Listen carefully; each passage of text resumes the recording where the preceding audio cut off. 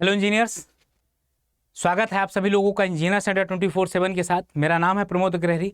मैं बताऊं आपको एक चीज़, यहाँ पर कई ऐसे स्टूडेंट थे जो ये बोल रहे थे कि सर वेटेज बता दीजिए आरआरबी जेई में कि वेटेज कितना रहने वाला सब्जेक्ट का। मैं एक चीज़ आपसे कहना चाहता हूं कि अगर आपको ये वीडियो पसंद आए तो ही देखिएगा।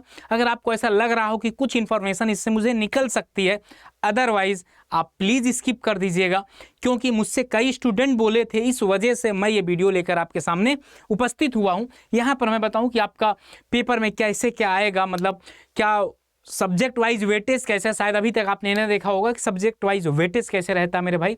तो आपको यहाँ पर मैं ये तो बताने नहीं आया कि वैकेंसी आपकी कब आएगी, लेकिन ये मुझे एक्सपेक्टेशन है कि कल जैसे राज्यसभा में हुआ उसके हिसाब से मैं अंदाज़ा लगा सकता हूँ कि 4 से 5 महीने में वैकेंसी आ जाएगी। और फिर से बताऊँ, जिनको मेहनत करनी होती है वो पेपर के समय नहीं तैयारी करते, उनकी तैयारी बहुत पहले से स्टार्ट हो चुकी होती है। क्योंकि आरआरबी जेई की बताऊं और आपसे बताऊं, अगर आरआरबी जेई एसएससी जेई दोनों में अगर आपको प्रीफर करना हो ना, तो आप लोग एसएससी जेई को प्रीफर करिएगा। आरआरबी जेई में अगर आप सेक्शन इंजीनियर बन जाते हैं तो बहुत अच्छी बात है। कुछ जेईओं की आरआरबी में बहुत अच्छी नौकरी नहीं मानी जाती, और एसएससी जेई में भी आपका अगर सीपीडब्ल्यूडी मिलता है, सीडब्ल्यूसी मिलता है तो बहुत अच्छा माना जाता है। और फिर से देखते हैं, तो मैं आपको बता देता हूँ कल सिलेबस आपको बताना है कि सिलेबस में क्या क्या सब्जेक्ट वाइज वेटेज है। ओके, तो चलो मैं आपको बता देता हूँ क्या क्या वेटेज है। देखिए यहाँ पर 2 पेपर जैसे होना है, पहला paper, first paper, second paper. Paper 1 में सबको पता है मैथमेटिक आती है। मैथमेटिक 30 मार्क्स की आएगी, 30 क्वेश्चन 30 मार्क्स का। रीजनिंग आपकी 25 का आएगा। जनरल अवेयरनेस 15 का आएगा, तो सब लोग सुन ही चुके होंगे। जनरल साइंस आपका 30 और टोटल कितना 150। तो सर आप ये क्यों बता रहे हैं? मैं इसलिए बता रहा हूँ कि अगर आप ये चीज़ कवर करेंगे ना, मेन टारगेट आपका एसएससी जेई ही होना चाहिए। अगर आप ये चीज़ें कवर करेंगे, जैसे देखिए रीजनिंग आपकी एसएससी जेई में आती है। हाँ सर बिल्कुल, रीजनिंग जेई आती है।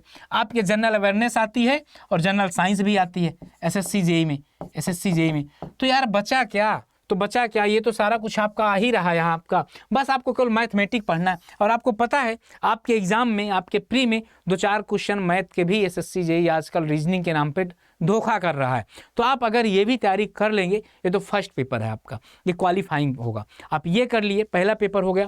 पहले पेपर के बाद अगर आप दूसरे पेपर में जाते हैं, सेकेंड पेपर में फिर से जनरल अवेयरनेस आपका आ जाएगा 15 क्वेश्चन।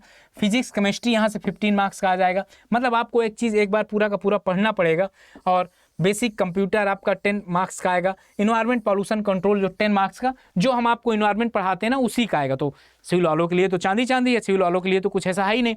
यहाँ टेक्निकल एबिलिटीज़ में 100 क्वेश्चन आते हैं। तो मैं आपको ये बताने वाला हूँ इसमें कौन से सब्जेक्ट का कितना वेटेज रहने वाला है, या 2019 के आधार पर कितना वेटेज रहेगा, 2019 में कितना वेटेज है, यहाँ पर मैं आपसे ये सारा कुछ बताने वाला हूँ। और फिर से एक चीज़ समझ लीजिएगा, 120 मिनट में है तो आपको 150 क्वेश्चन करने, मतलब धुआंधार परफॉर्म करना है, रुकना ही नहीं है। मतलब 1 लाइनर ज़्यादा आएगा। ये देख लीजिए हमारा 2010 का। तो मैं इस वजह से बता रहा हूँ। देखिए यहाँ पर अगर आप सोम पढ़ रहे होंगे तो सोम आपका 8 मार्क्स का आ रहा है। सीपीएम पार्ट नहीं आया था। हाईवे आपका कितने मार्क्स का आया था? 4 मार्क्स का आया था। फ्लूइड मैकेनिक्स आपका 6 मार्क्स का आया था। स्ट्रक्चर आपका 3 नंबर का आया था। रेलवे आपका 3 नंबर का आया था। बताओ कितना छोटा सा। जियो टेक्निकल इतना बड़ा सब्जेक्ट 8 मार्क्स का ही आया था। इन्वायरमेंट आपका 10 मार्क्स का आया था। ठीक, इरिगेशन भी 2 मार्क्स का आया था। आगे बात करें कि यहाँ पर कंक्रीट और आरसीसी 15 मार्क्स की, और स्टील आपका 2 मार्क्स का, बिल्डिंग मटेरियल एंड कंस्ट्रक्शन आपका 23 मार्क्स का। और यहाँ पर जो कंक्रीट है ना, यहाँ पर ही ये मेरा ही सब्जेक्ट है। BMC, environment, irrigation, hydrology, railway सब मेरे ही सब्जेक्ट है, मैं ही पढ़ाता हूँ यहाँ पर।